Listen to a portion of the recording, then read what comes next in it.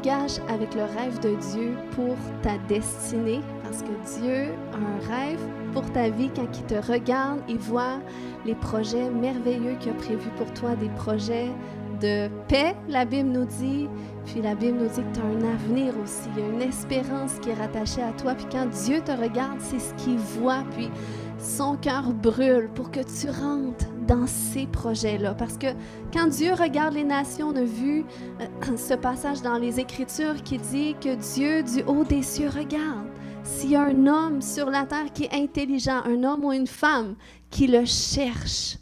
Amen. Pourquoi? Parce que Dieu veut travailler en collaboration avec l'homme pour accomplir son plan sur la terre. Parce que Dieu a un plan pour notre génération. Il a eu un plan pour toutes les générations depuis la création, mais encore aujourd'hui. Quel que soit le malheur qu'on entend, quelles que soient les mauvaises nouvelles qu'on entend, Dieu a un plan glorieux. Un plan de rédemption, un plan de transformation. Qui est d'accord pour dire que le monde autour de nous a besoin de transformation? Amen. Il a besoin de vivre cette transformation que seul Dieu peut amener. Cette transformation à laquelle nous avons accès en tant qu'enfants de Dieu. Puis le Seigneur, il désire justement nous transformer, nous aussi, pour nous rendre aptes à répondre à son plan de rédemption qui touche les individus. Quand je parle de nation, on parle de groupe d'individus. Là où est-ce que le Seigneur vous a placé, vous êtes appelés à amener une influence qui va faire en sorte que les gens vont pouvoir s'aligner avec le plan de Dieu. C'est ça de faire des nations, des disciples. C'est pas d'en faire des chrétiens nécessairement. Il dit, faites de toutes les nations, pas des chrétiens, mais des disciples. Des gens qui vont suivre Jésus, qui vont suivre la culture qui est associée à Jésus, qui est associée à son royaume. On est appelé à amener son royaume sur terre, puis à faire en sorte que les gens autour vont s'aligner aussi avec cette culture du royaume. Puis après ça, ils vont se convertir. Après ça, ils vont vivre des expériences avec Jésus. Puis eux aussi, ils vont continuer. Amen. Donc, c'est excitant la vie avec Jésus. On n'est pas là seulement pour réchauffer un banc le dimanche. On est là pour avancer dans une connaissance plus grande du Seigneur Jésus. On est là pour grandir dans ses voies. On est là pour cheminer dans une transformation intérieure, pour voir ses plans s'accomplir dans notre vie puis autour de nous. N'est-ce pas excitant? Suis-tu la seule ce matin qui est enthousiaste? Amen! Donc, Dieu a un rêve pour ta vie. Peux-tu dire à ton voisin, Dieu a un rêve pour ta vie? Amen. Et son cœur brûle pour que tu le découvres. Jésus a dit, quand je serai élevé d'au-dessus de la terre, j'attirerai tous les hommes à moi. Donc, ça nous parle de la passion que Jésus a envers le monde, a envers chaque individu qui se tourne vers lui. Donc, il est passionné pour nous, puis il est passionné pour qu'on rentre nous aussi dans les plans qu'il a prévus pour nous. Amen. Puis, la Bible nous dit aussi dans Psaume 84:5, « Heureux ceux qui placent en toi, en Dieu, leur appui. Ils trouvent dans leur cœur des chemins tout tracés. » Amen. Donc, ces plans-là que Dieu a prévus pour notre vie, ces rêves qu'il a pour nous quand il nous regarde, eh bien, ils sont à l'intérieur de nous. Il les a marqués à l'intérieur de nous. Puis nous, c'est un processus aussi dans lequel on rentre, où est-ce qu'on apprend à découvrir c'est quoi ces sentiers-là que Dieu a prévus pour ma vie. Amen. Est-ce qu'il y a d'autres gens qui peuvent attester ce matin que si vous n'auriez pas rencontré Jésus, vous ne seriez pas là aujourd'hui. Vous auriez peut-être fait autre chose, puis vous seriez dans d'autres sentiers. Donc ça, c'est la vie avec Dieu. C'est une vie qui est palpitante. C'est une vie où est-ce que Dieu nous surprend. Amen. Ça ne veut pas dire que c'est une vie qui est parfaite, que tout va bien, non. Mais qu'est-ce qui est bien, c'est que peu importe les sentiers qu'on emprunte, Dieu est toujours avec nous. Il est là pour nous sortir de nos difficultés. Il est là pour nous soutenir dans nos difficultés, nous fortifier, diriger nos pas. Amen. Donc là, la semaine passée, j'avais partagé, entre autres, comme de quoi que le Seigneur, il veut qu'on découvre ces plans-là, qu'il a tracés pour nous à l'avance et il veut qu'on rentre dedans. Puis, dans cette saison où est-ce que nous sommes, on est le 22 septembre aujourd'hui, eh bien, il y a quelque chose que tu peux faire aujourd'hui pour t'aligner avec les plans de Dieu pour ta vie. Il y a quelque chose que tu peux entreprendre aujourd'hui pour marcher sur le chemin de ta destinée. Puis, la semaine passée, je vous ai amené ce regard-là pour vous aider à prendre conscience davantage de ça, pour que vous preniez position pour dire, OK, mais Seigneur, je réalise que tu as des plans pour moi, puis je veux vraiment m'engager avec toi. Je veux m'engager avec toi pour découvrir ces plans que tu as là pour ma vie. Puis, il y a, pour quelqu'un, entre autres, que ce message a résonné la semaine passée, puis ça l'a poussé lundi matin. J'aimerais ça que Marlène, tu partages qu'est-ce qui s'est passé de nouveau cette semaine que le Seigneur t'a conduit à entreprendre, puis que c'est vraiment une porte extraordinaire. Alors, ça faisait longtemps que je demandais au Seigneur qu'est-ce qu'il attendait de moi. J'étais disponible, puis qu'est-ce qu'il voulait. Donc, ça a pris quand même un certain temps. Mais le Seigneur savait mon petit côté faiblesse pour... moi, j'ai voyagé, je suis allée en Afrique 2 fois, puis j'avais à cœur, en tout cas, j'ai des employés aussi qui sont de plusieurs nationalités. Donc, lundi, j'étais allée à la municipalité pour un rendez-vous personnel que j'avais. Puis là, j'ai pensé, j'ai dit, je vais aller rencontrer la personne qui s'occupe de l'immigration. Donc, j'ai rencontré la personne, puis là, j'ai tout déballé, mon histoire, puis il était là, puis il m'écoutait. Puis il dit, écoute, c'est intéressant ce que tu dis. Est-ce que tu voudrais faire partie du comité d'immigration de la ville de Métabetchouan? Mais là, mais ça, je ne m'attendais pas à ça. Mais vraiment, vous voyez, juste le pas que j'ai fait, ça m'a amené là où que vraiment je sens que vraiment j'ai un appel, parce que j'ai déjà une liste. Déjà, le Seigneur m'a mis une liste. J'ai déjà une liste à leur partager, puis quelque chose de bien concret, puis vraiment de constructif. Donc, ce que je vais faire, là, je vais amener notre Église, parce qu'il connaît notre Église, mais c'est comme, ils entendent parler, mais ils ne la connaissent pas vraiment. Mais je vais amener une différence.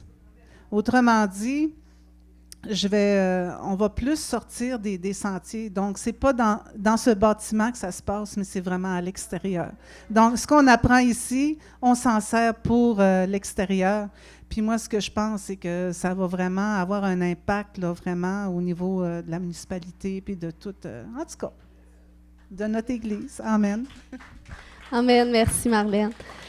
Oui, c'est super bien, puis c'est vraiment une belle porte pour notre Église aussi, parce que même, on était là en tant qu'Église, on priait, mais Seigneur, quelle différence est-ce que tu nous appelles vraiment à faire au sein de la société? Tu sais, on ne veut pas juste, tu sais, l'Église, c'est bien, ça rassemble les croyants, on a vraiment des bons temps ensemble avec le Seigneur, mais comme Marlène a dit, tu sais, on est là pour être équipés, puis pour pouvoir aller transmettre à l'extérieur qu'est-ce qu'on reçoit du Seigneur.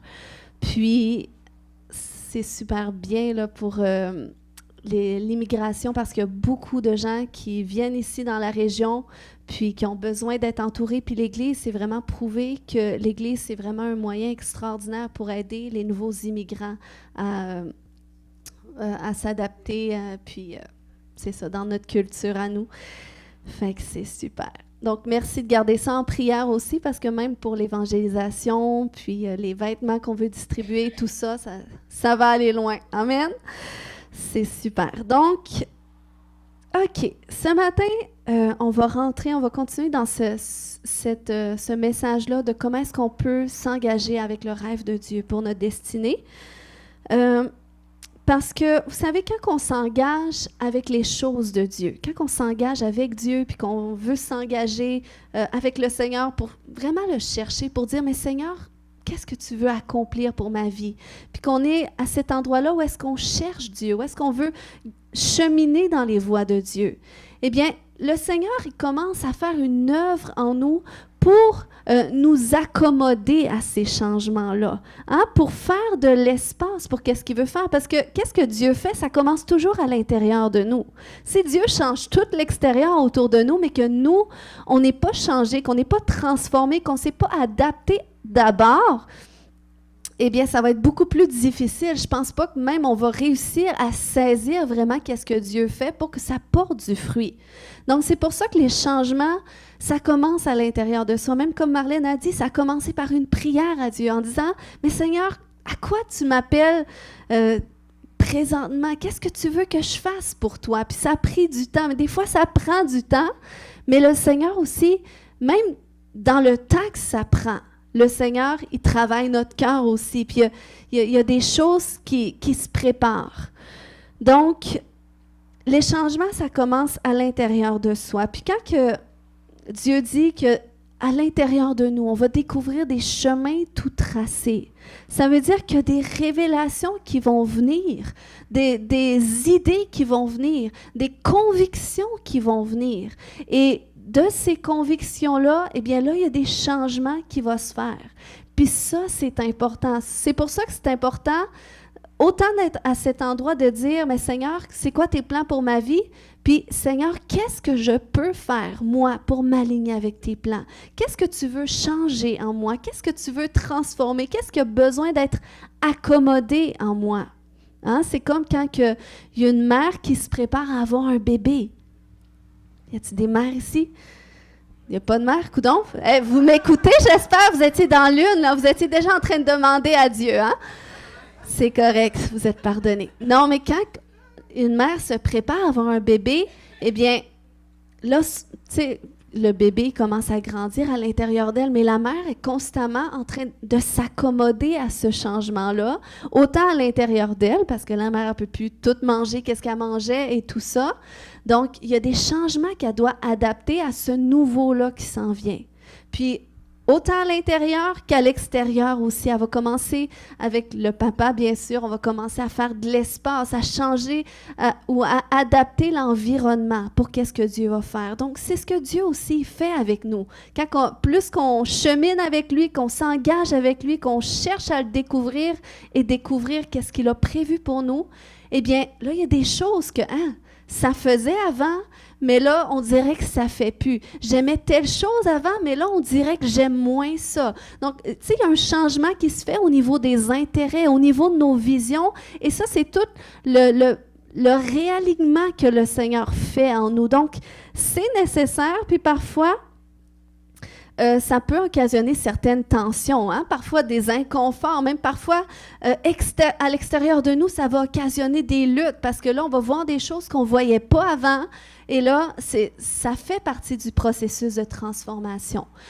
Puis, ce matin, je vais adresser, entre autres, quelque chose que le Seigneur veut travailler en nous, c'est au niveau de nos croyances. Parce que s'il veut qu'on s'aligne avec les chemins qu'il a tracés en nous, qu'on les découvre, puis qu'on marche sur ces sentiers-là, eh bien, il y a certaines conceptions humaines qu'on doit apprendre à renverser. Hein? C'est ça aussi, ce travail d'accommodation que le Seigneur fait au niveau de notre mentalité. Il veut transformer des choses à l'intérieur de nous qui proviennent parfois de notre culture, parfois de notre éducation, parfois de notre expérience de vie. Donc, le Seigneur, il veut travailler au niveau de nos schémas de pensée. Et ça prend beaucoup de flexibilité. Et je pense que plus qu'on est à cet endroit-là de communion avec Dieu, de consécration, de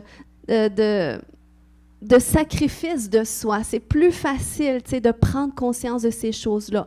Mais je vais quand même ce matin, un petit peu plus tard, en mettre en lumière, par exemple, un schéma de pensée. Mais dans la Bible, selon le monde, on peut appeler ça des croyances limitantes. Vous avez déjà entendu ce terme, des croyances limitantes. Mais dans la Bible, on parle de ce terme-là comme des forteresses.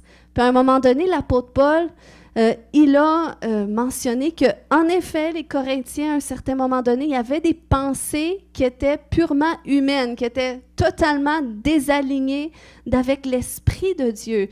Et c'est là que Paul dit, écoute, ça, c'est des forteresses. Puis moi, ces forteresses-là, eh bien, je les combats pas avec des armes charnelles. C'est pas un combat contre la chair, mais avec des armes qui sont puissante, avec la parole de Dieu qui est puissante pour renverser des forteresses, des fausses mentalités ou des mentalités ou des pensées limitantes. Donc, c'est ce qu'il a dit, par exemple, dans 2 Corinthiens 10, au verset 4 et 5, il dit « Car les armes avec lesquelles nous combattons ne sont pas simplement humaines, elles tiennent leur puissance de Dieu, qui les rend capables de renverser des forteresses. » Oui, nous renversons les faux raisonnements. Donc, c'était ça, les forteresses. Ainsi que tout ce qui se dresse présomptueusement contre la connaissance de Dieu, et nous faisons prisonnière toute pensée pour l'amener à obéir à Christ. Donc, vous voyez, il y a ce travail-là qui doit se faire dans nos pensées. Quand on voit que, attends une minute, il y a des choses que j'ai du mal à saisir, selon le fruit que je porte, ou j'ai du mal peut-être à marcher dans l'amour, j'ai du mal à porter le fruit de l'esprit. Donc, est-ce qu'il y a des pensées en moi qui s'élèvent contre la connaissance de Dieu, qui ont besoin d'être renversées? Puis, c'est ça, quand on parle de pensée, dans le grec, on parle de noéma. On parle d'une perception mentale ou un mauvais dessein ou qu'est-ce qui vient de l'entendement ou de l'intelligence. Donc, c'est pour ça que l'apôtre Paul, il dit, moi, je viens renverser ces pensées-là. Je viens renverser tout ce qui se dresse contre la parole de Dieu, contre la volonté de Dieu. Et je l'amène prisonnier pour qu'il s'aligne avec la pensée de Christ. Donc, c'est un petit peu ça qu'il dit, je paraphrase. Mais ça, c'est nécessaire. Cette transformation-là que le Seigneur doit faire au niveau de notre pensée pour qu'on saisisse ses plans puis qu'on s'aligne avec, c'est nécessaire. Donc, c'est un cheminement. Puis, c'est ça, finalement. Quand il parle d'être transformé par le renouvellement de notre intelligence, dans Romains 12, 2, où est-ce que ça dit « Soyez transformés par le renouvellement de l'intelligence afin que vous discerniez quelle est la volonté de Dieu. » Donc, vous voyez, c'est vraiment nécessaire. Puis, comment est-ce qu'on fait ça? C'est aussi simple qu'avec la parole de Dieu. C'est pas plus compliqué que ça. C'est vraiment à travers cette habitude que tu développes et cet amour que tu développes pour la parole de Dieu. Il y a ce renouvellement qui va se faire dans ton intelligence. Parce que la Bible nous dit également dans Hébreux 4.12 que la parole de Dieu, elle est pleine de vie et de puissance. Dans la version parole vivante, elle reste toujours en vigueur. Elle est plus incisive qu'aucune épée à double tranchant. OK? Ça, c'est la parole de Dieu. Lorsqu'on la lit, c'est ça que ça fait. Ça dit, elle est plus incisive qu'aucune épée à double tranchant et elle pénètre jusqu'aux profondeurs de l'être. Donc, quand tu la lis, là, c'est ça qui se passe en esprit. Et là, ça dit qu'elle pénètre jusqu'aux profondeurs de l'être, articulation et moelle de notre vie intérieure, jusqu'à la ligne de séparation entre la vie de l'âme et celle de l'esprit. Elle discerne et révèle les sentiments et les penchants du cœur et elle juge. Et quand on parle de juge, on parle d'arbitre. La parole de Dieu, dans le grec, ça nous parle d'arbitrer. Elle vient arbitrer les sentiments, les penchants de nos cœurs, les pensées et les intentions les plus secrètes. Donc, vous voyez pourquoi il y a autant de croyants qui ont de la difficulté à lire la parole de Dieu. Parce que le diable, il veut pas. Il veut vous rendre distrait, vous rendre trop occupé, vous rendre désintéressé de la parole de Dieu. Parce qu'il sait la puissance qui s'en dégage.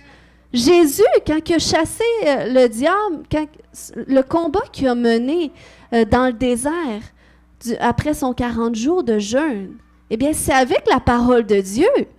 Il n'a pas commencé à élever 50 prières de délivrance, puis à répéter 50 fois qu'il chassait le diable.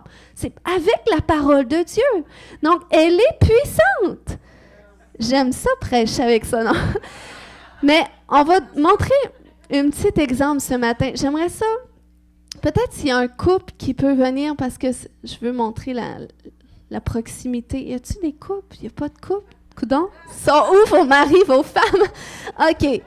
3 personnes, c'est pas grave, on fera certains espaces. 3 personnes. Est-ce que 3 personnes peuvent venir ce matin? Je veux juste montrer l'alignement, OK, que ça fait. Bon, j'en ai une ici. Allez hop, allez hop.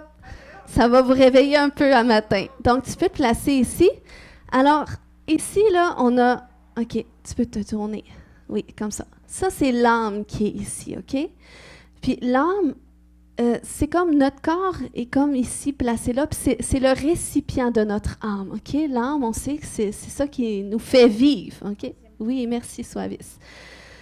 Donc, ça, OK. Peut-être toi, viens ici. Tu peux venir derrière là. Toi, pas tout de suite, OK? Va là à côté. OK, ici. Tiens, OK. Ça, c'est l'Esprit de Dieu. OK? En nous. Donc, la Bible nous dit qu'on est fait en 3 parties. Corps, âme, esprit. Puis, lorsqu'on accepte Jésus dans notre vie, eh bien, l'Esprit de Dieu qui était pas là, qui était comme mort, notre esprit n'était pas vivant. OK? Mais du moment qu'on accepte Jésus dans notre vie, bien là, le souffle de Dieu, il ramène la vie à notre esprit. Donc, c'est pour ça que là, c'est le Saint-Esprit qui nous donne la vie, c'est lui qui nous conduit. Puis, c'est là qu'on devient le corps, âme, esprit. L'âme, c'est le siège de nos pensées, nos émotions, notre volonté. Donc ça, c'est toute notre âme qui contient ça. Puis là, on a notre corps qui nous conduit, mais aussi l'aspect de chair aussi qui est là, qui est à cause du péché, qui est mort dans la chair. Bien là, nous, on essaye d'amener notre âme à faire ce qui est contraire à Dieu. Tandis que l'Esprit de Dieu, lui, cherche à nous ramener. Il cherche à nous amener à vivre en alignement avec Dieu, dans les plans de Dieu et tout ça. Mais là, la Bible dit que dans notre âme, qu'est-ce qui se produit? C'est qu'il y a des forteresses qui viennent. Tu peux venir maintenant, forteresses. Donc, il y a des forteresses qui viennent entre l'âme et l'esprit, qui viennent s'opposer à qu'est-ce que Dieu aimerait faire à l'intérieur de nous. Donc ça, c'est comme si c'est tout dans un corps. Et là, nous, ces forteresses-là, souvent, on ne les voit pas. Pourquoi? Parce qu'on est familier. Ça vient de notre culture, de la façon qu'on a été élevé. Ça vient de l'éducation, les expériences de vie, où est-ce qu'on a forgé des mentalités, des façons de voir les choses. Et ces choses-là, ça nous empêche. Ça empêche l'Esprit de Dieu de venir déverser dans l'âme qu'est-ce que les chemins qui ont été tout tracés, parce que c'est au niveau de l'âme que le Saint-Esprit va venir déverser ça. Donc, c'est pour ça que lorsqu'on lit la parole de Dieu, qu'est-ce que ça fait? C'est que là, la Bible a dit que ça vient séparer. Ça vient faire une séparation à l'intérieur de nous par rapport à qu'est-ce qui est des forteresses, des pensées qui s'élèvent contre la connaissance de Dieu, contre la volonté de Dieu, pour ramener en alignement notre âme avec la pensée de Christ. Donc, c'est ce que ça fait, ça les renverse. C'est pour ça que lorsque vous lisez, ça a l'air simple. On pense qu'on lit juste un passage ou une histoire des faits qui se sont passés à travers l'histoire, mais non. C'est Dieu a soufflé à travers sa parole. Ça détient le souffle de Dieu. Donc, lorsque tu lis la parole de Dieu, eh bien, c'est ça que ça fait, le souffle de l'Esprit en toi. En plus, ça dit, OK, que la parole de Dieu, c'est l'épée de l'Esprit. Donc, le Saint-Esprit, quand tu lis la parole, lui, il est content parce que c'est comme si, là, il vient à l'intérieur de toi, il vient séparer qu'est-ce qui ne devrait pas être là en toi qui s'élève contre la connaissance de Dieu. Et là, ça permet que tu puisses marcher en alignement avec qu'est-ce que Dieu veut, avec sa volonté pour ta vie. Parce que c'est dans ton âme qui va imprégner ça, c'est dans tes désirs. Hein? La Bible dit de faire de l'Éternel nos délices et qu'il va nous donner ce que notre cœur désire. Mais quand on fait de l'Éternel notre délice, c'est qu'on engage nos émotions, on engage notre passion envers Dieu. Donc ça vient de l'âme. Mais pour ça, c'est un cheminement qui nécessite que la parole de Dieu fasse cette œuvre de renouvellement en nous, où est-ce qu'elle va attaquer les forteresses, où est-ce qu'elle va les renverser, et que l'Esprit de Dieu, il va pouvoir te conduire selon la pensée de Christ. Est-ce que c'est clair ce matin? Amen? C'est bon, on peut les applaudir.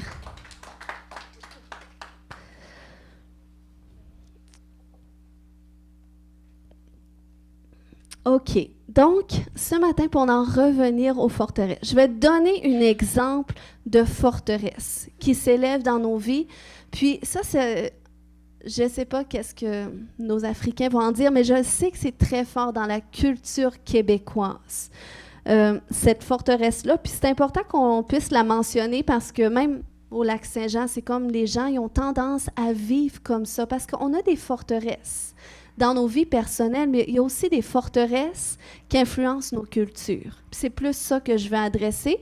Puis quand ça influence la culture, ça peut nous influencer, nous aussi, veut pas, parce qu'on vit quand même dans ce monde. Donc, c'est pour ça qu'on doit prendre garde à ces choses-là. Donc, ce matin, qu'est-ce que je veux partager? C'est sur la passivité. La passivité, c'est une forteresse qui s'élève dans notre vie. Mais on va voir ce matin pour la renverser, pour la démanteler. Donc, la passivité, c'est quoi selon le dictionnaire? C'est un état, une attitude de quelqu'un qui subit les événements sans réagir. Donc, quand je parle de culture québécoise, je ne suis pas en train de dire que tout le monde est comme ça. Puis peut-être que, bon, dans d'autres cultures aussi, parce que ça fait partie de l'humanité, veut pas d'être passif. Mais je sais qu'ici, par exemple, au Québec, les gens sont meilleurs des fois à chialer, sont meilleurs à être négatifs, à être victimes de leur sort que prendre action pour des changements. Puis, c'est une réalité de notre culture que lorsqu'on vient à Jésus, ben des fois, c'est encore là aussi. On vient à Jésus, puis on ne se rend pas compte que la passivité, ça peut affecter notre vie spirituelle. Puis on va voir de quelle façon ce matin. OK? Donc, l'aspect de subir au lieu de réagir ou d'agir.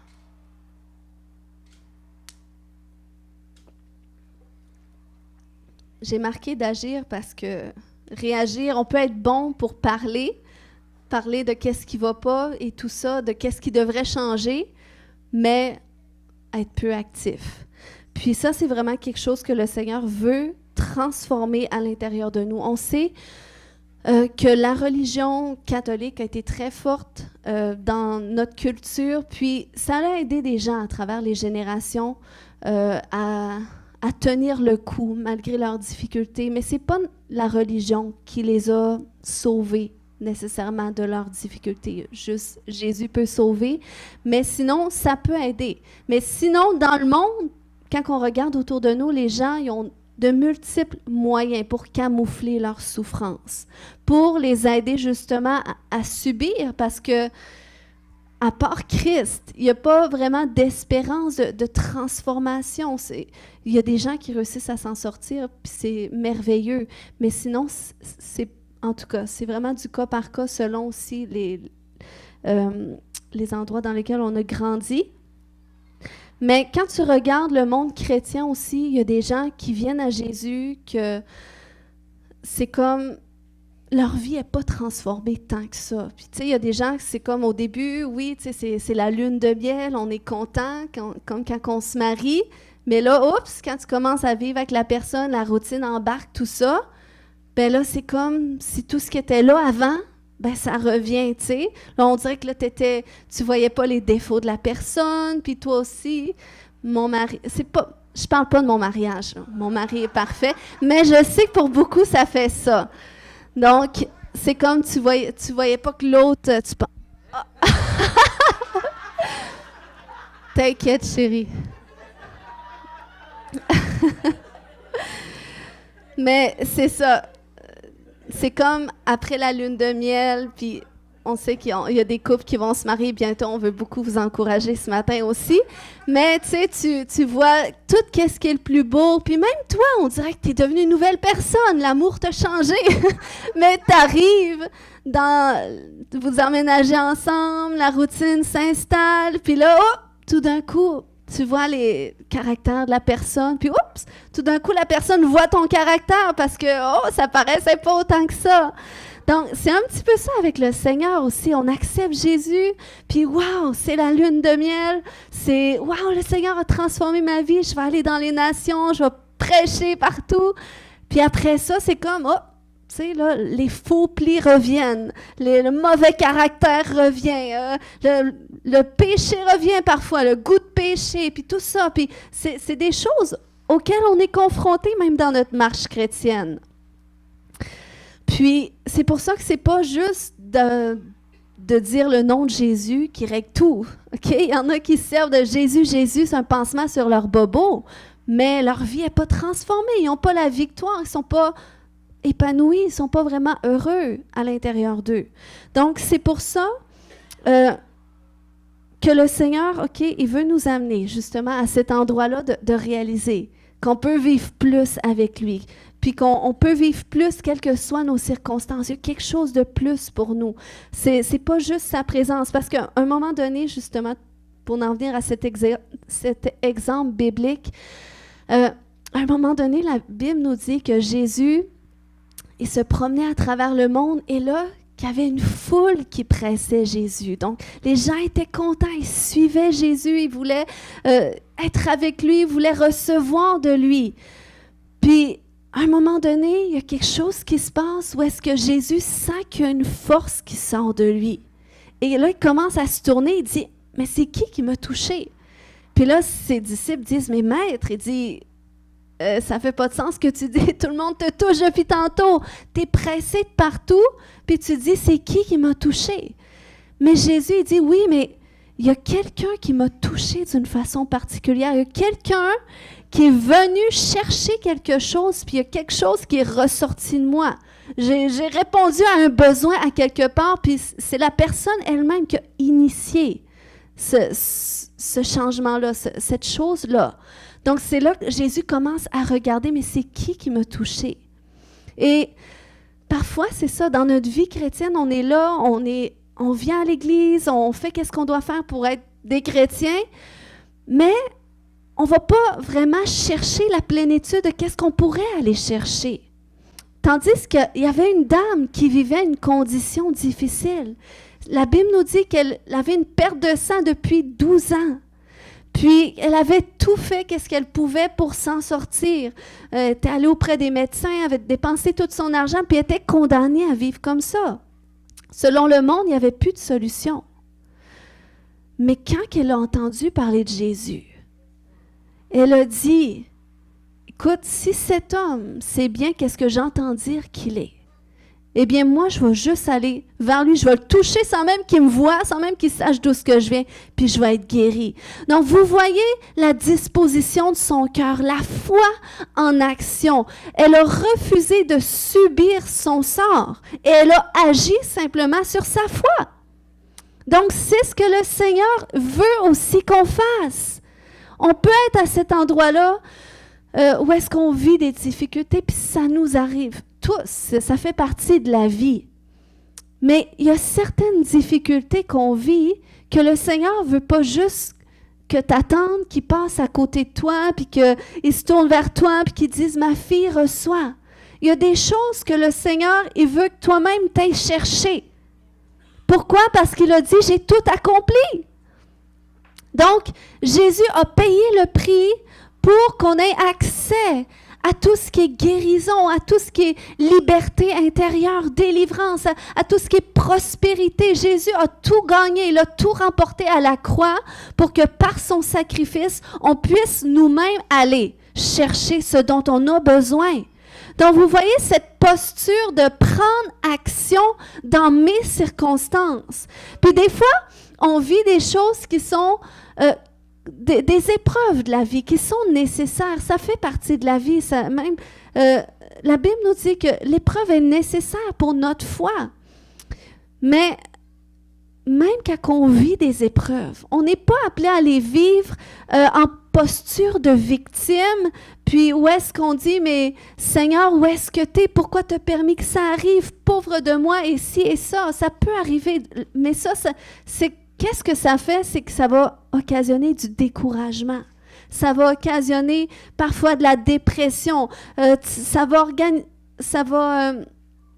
faire en sorte que tu ne seras pas bien, que tu vas avoir du mal à voir l'espérance pour un changement dans ta circonstance.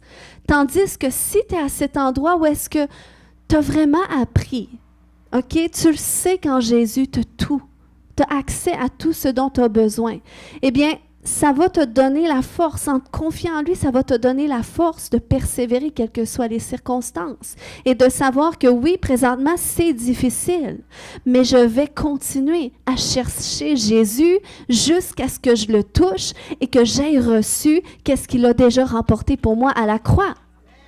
Et on doit, en tant qu'enfant de Dieu, sortir de la passivité et commencer à agir sur nos circonstances en alignement avec qu'est-ce que la Bible nous dit. Selon la parole de Dieu, c'est notre arme. Amen. C'est une fausse, inquiétez-vous pas. Donc,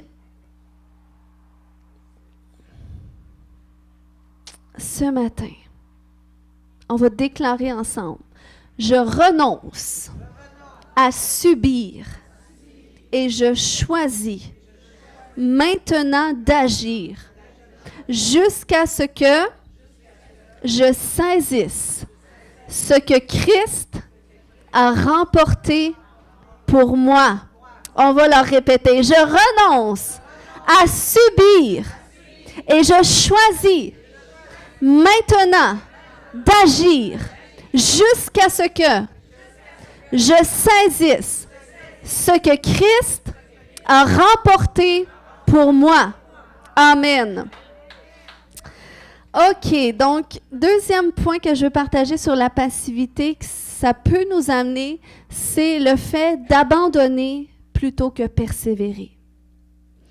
Donc, ça fait partie de la passivité, subir au lieu d'agir. Donc, c'est presque d'autres termes pour expliquer un peu qu'est-ce que c'est. Mais combien quand c'est difficile, parfois c'est plus facile d'abandonner que de persévérer. Abandonner un projet que Dieu avait mis dans notre cœur, qu'on avait commencé, puis on sentait que Dieu nous demandait de faire ça, mais c'est difficile, tu as des embûches en cours de chemin, et c'est plus facile d'abandonner. Même quand je pense à cette église-là, elle a tellement commencé tranquillement. Quand on parle de une personne à une personne, je crois que c'était 2 personnes par année pendant 7 ans, quoi. Mais ça a été long. C'était une année, on était 4. L'autre année, on était 5. L'autre année, on était 7. Donc, c'était tranquillement. Puis même mon mari, qui était nouveau croyant au début, qui était un peu influencé par la culture de la passivité, disait, chérie, mais ça donne quoi qu'on fasse ça? C'est comme... Non, mais c'est vrai. Quand tu vois pas le fruit, c'est comme, c'est long, parce qu'il y a un temps où est-ce que tu dois défricher le jardin. Et moi, quand je vois mon beau-père qui ont tellement des beaux légumes dans leur jardin, puis ça a été long, 3-4 ans, des années pas de légumes. Non, j'abandonne. Des fois, on abandonne parce que, bon, on profite de qu'est-ce que les autres ont, puis c'est correct. Des fois, Dieu nous appelle aussi à abandonner des fois. Mais là, je parle au niveau de la passivité. Quand tu es appelé à entreprendre des choses, mais c'est difficile, tu ne vois pas de fruits, tu sais, faut que tu défriches beaucoup, mais c'est plus facile de tout laisser tomber puis de dire, écoute, tu sais, je m'en vais dans une autre direction. Ou, tu sais, quand ça va mal dans tes relations, quand ça va mal dans ton couple, la culture d'aujourd'hui, la séparation, le divorce, c'est quelque chose de commun. C'est plus facile d'abandonner une relation que de persévérer. Même des amitiés ou même, je dirais, tu sais, les relations fraternelles entre frères et sœurs d'église, parce que nos attentes sont plus grandes envers nos frères et sœurs. Donc, quand on vit une offense, eh bien, de couper la relation, c'est plus facile que de choisir d'aimer, de choisir de persévérer, même si j'ai été blessée. Donc, le Seigneur, je crois qu'il nous veut à cet endroit où est-ce qu'on va apprendre à persévérer plutôt qu'abandonner. Moi, je sais aussi, je suis pas parfaite, je parle de mon mari, mais je suis pas parfaite. Non, j'ai eu des moments aussi que j'étais tentée d'abandonner dans des choses que, pour moi, c'était difficile. Puis, je peux dire aujourd'hui avec du recul que quand j'étais tentée d'abandonner, c'était beaucoup parce que j'étais focusée sur mes problèmes autour, associée à la conscience de mes incapacités, puis de mes peurs aussi qui parlaient dans tout ça. Hein? Combien d'entre nous sommes-nous souvent conduits par nos peurs plutôt que par la foi puis l'espérance? Donc, à un moment donné, j'ai dû en venir à cet endroit. Est-ce que c'est mes peurs qui vont me dire quoi faire, qui vont conduire mes relations? Ou est-ce que c'est ma foi et mon espérance dans le changement de mes circonstances? Puis c'est là que le Seigneur, je remercie tellement Dieu pour des choses que je regarde aujourd'hui. Je dis, wow, merci Seigneur d'avoir pas permis que j'abandonne. Parce que là, je vois le fruit aujourd'hui. Puis, par rapport à nos relations, ce matin aussi, le fait d'abandonner plutôt que persévérer, quand on choisit l'espérance pour le changement de nos relations, parce que, vous savez, la relation, c'est tellement important, notre relation avec notre prochain. On sert un Dieu de relation, c'est pas une religion, vous n'êtes pas rentré dans une religion. Vous avez fait la connaissance de Dieu, puis qu'est-ce qu'il veut? C'est une relation avec vous. Puis cette relation-là, il veut qu'on la vive les uns avec les autres, une relation d'amour, une relation qui est authentique. Puis c'est un cheminement aussi d'apprendre à développer des relations saines. Mais par expérience, c'est aussi associé à ce que la parole de Dieu nous dit. Qu'est-ce qui nous aide à développer des meilleures relations, qui nous aide à persévérer, à marcher dans l'amour même quand c'est difficile? C'est quand on apprend à passer de la paille à la poutre. Pour ceux qui ne savent pas trop ce que je veux dire, j'ai pris ça dans Matthieu 7, au verset 4 et 5, qui dit « Comment peux-tu dire à ton frère, laisse-moi ôter la paille de ton œil, toi qui as une poutre dans le tien? » Je peux dire, la première fois que j'ai lu ça, j'ai fait « Ouch! » Hypocrite, ôte premièrement la poutre de ton œil, et alors tu verras comment ôter la paille dans l'œil de ton frère. C'est tellement important parce que la passivité nous amène à voir le problème plus chez les autres que le nôtre. Mais Dieu veut nous amener à cet endroit où est-ce que, OK, je vois la paille dans l'œil de mon voisin, mais moi maintenant, c'est quoi la poutre qui est dans le mien? Toutes les fois, je vous dis, c'est presque automatique. À toutes les fois, on est humain. Donc, à toutes les fois qu'il y a une pensée comme ça qui pourrait me venir, Dieu la retourne vers moi. Pourquoi? Parce que je me suis exercée à ça. Je pense que c'est un bon exercice. Mais où est-ce que tu apprends justement à revenir à toi puis à dire, OK, ben Seigneur, il y a peut-être quelque chose que tu veux travailler. Si j'ai eu cette pensée-là négative envers mon prochain, qu'est-ce que tu veux travailler dans mon cœur? Quelle est la poutre que tu veux enlever dans mes yeux?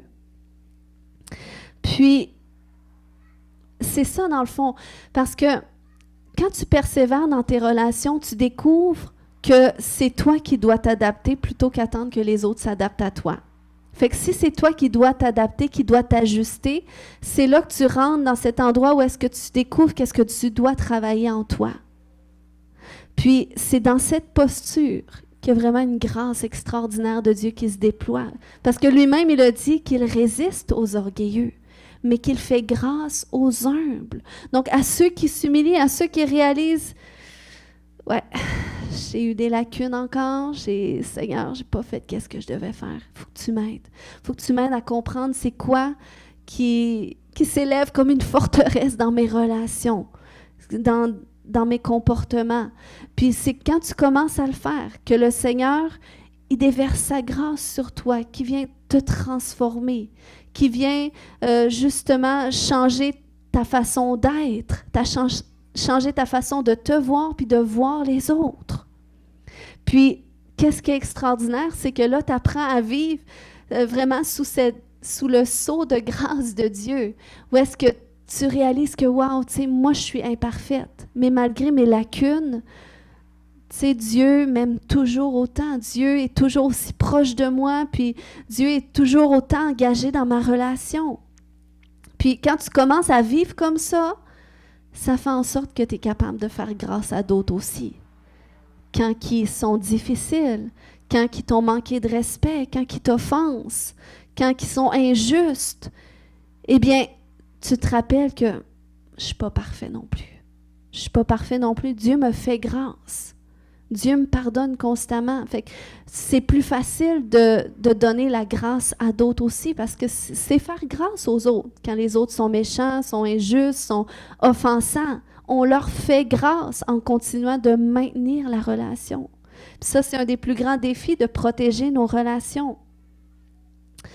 Mais parce qu'on ne veut pas être des chrétiens qui sont passifs, mais on veut être actifs dans notre transformation intérieure. Pourquoi? Parce que les plans que Dieu a pour moi, l'Esprit de Dieu, il habite en moi.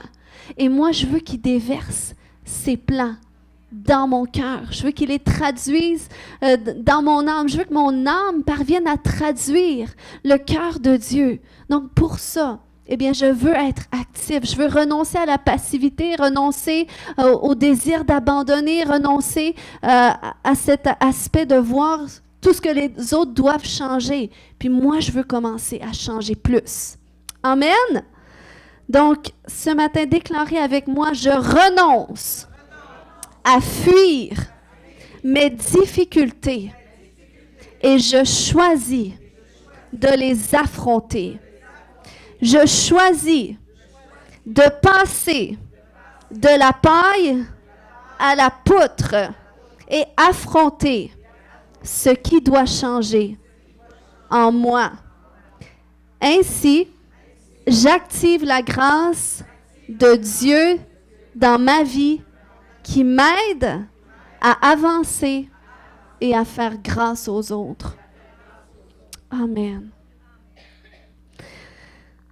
Alléluia. Donc, c'est un processus, c'est un cheminement, c'est pas juste on déclare tout est réglé, mais c'est vraiment de prendre conscience. Puis le Seigneur veut nous amener dans cette plus grande conscience de soi, conscience de ses pensées, conscience de l'état de notre âme, pour qu'il puisse nous transformer, pour qu'il puisse nous renouveler. Puis lorsqu'on lit la parole de Dieu, ça nous aide. Ça nous aide. On peut lire des super bons livres sur la psychologie qui vont aider dans nos croyances limitantes selon le monde. Mais ça n'a pas le pouvoir de renverser les forteresses. Peut-être ça peut les travailler, ça peut aider à certains niveaux, mais il n'y a rien comme la parole de Dieu, qui est vivante, qui est efficace, qui est plus tranchante qu'une épée, puis qui vient séparer, qui vient juger, qui vient arbitrer en nous qu'est-ce qui est de Dieu, qu'est-ce qui n'est pas de Dieu. Amen. Donc, en conclusion, ce matin, si on veut sortir de la passivité puis être actif dans notre transformation, puis si on veut faire de l'espace pour que Dieu mette en lumière ces chemins qu'il a tracés d'avance à l'intérieur de nous pour qu'on puisse les saisir, s'aligner avec, eh bien, on doit développer un amour pour la parole de Dieu. C'est important. C'est vraiment, c'est d'avoir cette conscience-là de, quand j'ouvre ma Bible, eh bien, je donne l'opportunité à Dieu de souffler en moi et de venir faire une œuvre de transformation en moi. Puis regardez qu'est-ce que la Bible nous dit dans Ésaïe 40 au verset 31. Je ne sais pas si je pense que je ne l'ai pas à l'écran, mais ça dit que tous ceux qui se confient en l'Éternel renouvellent leur force. Ils prennent leur envol comme les aigles. Ils courent sans se lasser. Ils marchent sans se fatiguer. C'est vraiment l'opposé de la passivité qui amène la paresse, la fatigue, la lourdeur, l'affliction. Non, ça dit que quand tu te confies en l'Éternel, puis te confier en l'Éternel, c'est te confier en sa parole aussi. C'est chercher Dieu dans sa parole. Quand tu te confies en lui comme ça, il renouvelle tes forces. Il donne la grâce, le courage de continuer. Puis il y a un zèle qui est là. Il y a une force qui est là de le faire sans que tu sois fatigué, sans que tu avances difficilement. Amen. Donc, le Seigneur, il veut activer une foi active en nous, de la persévérance, du courage, puis la grâce aussi. Sa grâce en nous, il nous fait grâce, il nous aime. C'est à cause de sa miséricorde que Dieu est constamment, il est là pour nous pardonner, il est là pour nous restaurer, il est là pour nous consoler, nous réconforter, même si on est imparfait. Puis il ne cherche pas des gens parfaits. Il ne nous a pas appelés alors qu'on était déjà sortis de nos péchés. Quand Christ est venu nous chercher, combien étaient dans le péché, puis combien peut-être n'auraient même pas tendu, on ne saurait pas tendu notre propre main à la place de Dieu, OK? Mais Dieu, dans son amour, dans sa miséricorde, il le fait constamment. Il veut nous relever. Pourquoi? Parce qu'il y a un rêve pour ta vie. Il y a un rêve pour ta vie, puis il veut que tu le découvres. Il veut que tu le saisisses. Il veut que tu réalises qu'il t'a choisi. Qu'il t'a choisi. Moi, je pense que le plus difficile, je vous dirais, dans cette révélation-là, dans cette compréhension-là que Dieu a vraiment un plan pour ma vie, puis de le saisir, puis de m'aligner avec, ça a été vraiment d'accepter que j'étais un candidat apte. C'est vraiment ça. C'est vraiment, je vous dis, je pense que on parle que l'ennemi nous combat, on ne combat pas contre la chair, mais des esprits démoniaques, mais aussi nous-mêmes. On peut être notre plus grand ennemi, notre plus grande barrière dans notre destinée. Amen. Donc, on va se lever ensemble ce matin, on va prier.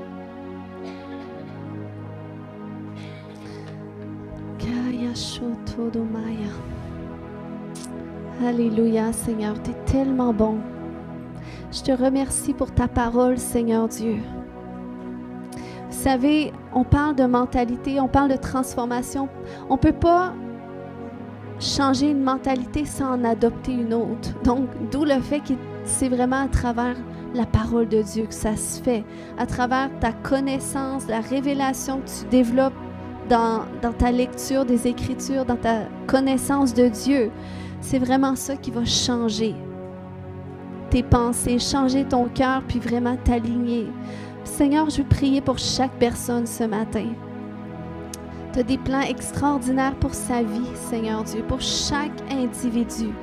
Tu as des plans extraordinaires. Seigneur, tu désires, Papa. Tu désires, Seigneur Dieu, les déposer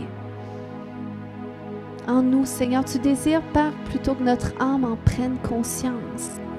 Parce que tu désires, oui, Seigneur, purifier le filtre de notre âme, Seigneur Dieu, pour que notre volonté s'aligne avec la tienne, pour que nos désirs s'alignent avec les tiens. Seigneur, c'est là que tu veux nous transformer aussi. Seigneur, je te remercie pour l'œuvre de transformation que tu as commencée dans chaque vie, Seigneur, jusqu'à aujourd'hui. Je te remercie, Seigneur Dieu, parce qu'il y a plus. Tu veux, Papa, qu'ils passent de la passivité à la proactivité, Seigneur Dieu. Tu veux qu'ils saisissent et qu'ils initient eux-mêmes le changement de certaines circonstances dans leur vie. Tu veux que toi-même, Seigneur Dieu, à certains endroits, qui sautent dans la barque et qui avancent, Seigneur Dieu, qui avancent vers le large. Quelle que soit la tempête en chemin, Jésus, tu nous donnes l'autorité. Tu nous donnes l'autorité, Seigneur, contre tout vent et marée. Donc, Seigneur, Père, je te remercie. Il y a une confiance ce matin que le Seigneur déverse dans les cœurs. Une confiance dans votre marche qui va vous amener à persévérer. Alléluia, parce que Jésus, s'il te dit embarque, s'il t'a amené dans cette direction-là, c'est qu'il va t'amener l'autre bord. Alléluia. Je te remercie pour cette confiance que tu donnes dans le cœur de tes enfants ce matin. Cette confiance, cette foi, cette espérance, suranime l'espérance dans les vies, Seigneur Dieu. Au nom de Jésus. Alléluia. Seigneur, bénis chaque personne. Vous pouvez simplement prier ce matin. Priez que selon le message, qu'est-ce qui vous a parlé, commencez à élever une prière à Dieu selon qu'est-ce que vous voulez qu'il fasse. Parce qu'il y a vraiment une puissance quand on se réunit ensemble comme ça. Il est là au milieu de nous et il veut répondre. et on est là d'un même esprit. Alléluia. Seigneur, je te remercie. Aujourd'hui, Seigneur Dieu, tu es en train, Père, de faire des repositionnements intérieurs. Tu es en train de faire des réalignements intérieurs, Seigneur Dieu. Et Père, je vais prendre autorité contre toutes ces forteresses qui s'élèvent dans nos vies, Seigneur Dieu. Contre ta connaissance, Seigneur Dieu. Toutes ces forteresses, Père, je vais prendre autorité contre la passivité. S'il y a des gens ce matin que ça vous parlait, vous vous êtes vus dans la passivité, eh bien, ce matin, croyez qu'on prend autorité pour renverser la passivité. Alléluia. Et c'est par la parole de notre bouche qu'on le fait. Alléluia. Dans le nom de Jésus, je vais renverser cette forteresse de passivité. Je vais renverser cette forteresse qui t'amène du découragement, qui t'amène de la paresse, qui t'amène de l'indifférence, qui t'amène qui t'empêche de bouger, d'aller de l'avant. Dans le nom de Jésus, je déclare que cette forteresse tombe maintenant, que cette forteresse, elle est dissociée de toi maintenant. Là où est-ce qu'elle était attachée, je déclare qu'elle est détachée de toi maintenant, qu'elle tombe dans le nom de Jésus. Cette forteresse de passivité tombe au nom puissant de Jésus-Christ. Alléluia. Alléluia, je relâche sur toi la foi, je relâche sur toi la confiance, je relâche sur toi l'assurance, la ferveur, au nom de Jésus. Seigneur, merci, Papa. Oh, Seigneur, plus de toi, élève ta voix ce matin, élève ta voix, déclare qu'est-ce que Dieu fait pour toi ce matin. Alléluia. Koya shoto do marekete. Koya shoto do maya shanta. Seigneur, merci, Seigneur, que tu fais toutes choses nouvelles. Seigneur Dieu, merci pour ton souffle de vie. Ton souffle de vie qui rend vivant tes plans, tes projets, Seigneur Dieu. Au nom de Jésus, je déclare des nouvelles révélations. Au nom de Jésus, des nouvelles opportunités. Alléluia, Seigneur, merci pour ton amour, ta grâce. Au nom de Jésus, ces portes qui étaient fermées, ces impossibilités, je déclare que la porte de toute possibilité s'ouvre maintenant associée à ta destinée. Alléluia, Seigneur, merci Père pour ta grâce. Merci pour ton amour, Seigneur, pour chaque personne, ton amour qui se traduit, Seigneur Dieu, en miracles que tu fais, Seigneur, en percées que tu fais pour eux, Seigneur, parce que tu combats pour eux. Seigneur, tu es avec eux, Seigneur Dieu. Koramaya shante, koya shotodomamaya shanta. Au nom puissant de Jésus, je dissocie de toi ce matin toutes ces fausses mentalités au nom de Jésus, toutes ces pensées limitantes, toutes ces forteresses qui s'élèvent contre la connaissance de Dieu. Au nom de Jésus, et j'amène tes pensées captives en Jésus, en alignement avec Jésus. Alléluia, je déclare ce matin que ta vraie identité en Jésus, elle est restaurée. Ta vraie identité en Jésus, elle est réanimée, elle est ressuscitée au nom puissant de Jésus. Il y a des gens qui doivent prendre position.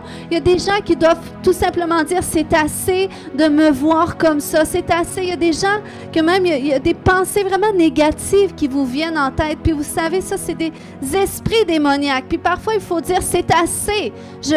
Je brise toute association avec ces pensées-là. Je les rejette au nom de Jésus. C'est assez maintenant. Puis il faut déclarer qui vous êtes en Jésus. Déclarer que vous avez été choisi, que vous êtes merveilleux, une créature merveilleuse. La Bible dit, au nom de Jésus, je vais renverser cette fausse identité de toi maintenant dans le nom de Jésus. Alléluia. J'ai renversé cette fausse identité avec ces pensées qui t'amenaient des critiques, la critique de soi, la haine de soi, le rejet de soi. Je brise ces choses maintenant dans le nom de Jésus. Et je déclare que tous les esprits associés te quittent maintenant. Au nom de Jésus. Alléluia. Alléluia. Tu reçois la liberté maintenant. Tu reçois la liberté maintenant. Tu reçois la liberté maintenant, au nom de Jésus. Alléluia. Alléluia. Vous allez voir, il y en a que ça va vraiment se passer dans votre lieu secret avec le Seigneur, dans vos temps d'intimité avec lui, où est-ce qu'il va vraiment déverser son amour en vous d'une façon que ça va vraiment changer votre image, votre façon de vous voir, puis votre façon de penser. Puis il y a des gens que le Seigneur vous appelle tout simplement à cet endroit-là. Viens me rencontrer dans ma présence. Puis il y a des choses qui vont commencer. Amen. Parce que la révélation de notre destinée, ça commence aussi par la révélation de notre identité, qui nous sommes réellement en tant qu'enfant de Dieu, en tant que fils et fille de Dieu, qui je suis pour mon papa, comment mon papa me voit. Amen. Acclamons le Seigneur ce matin pour ses bontés.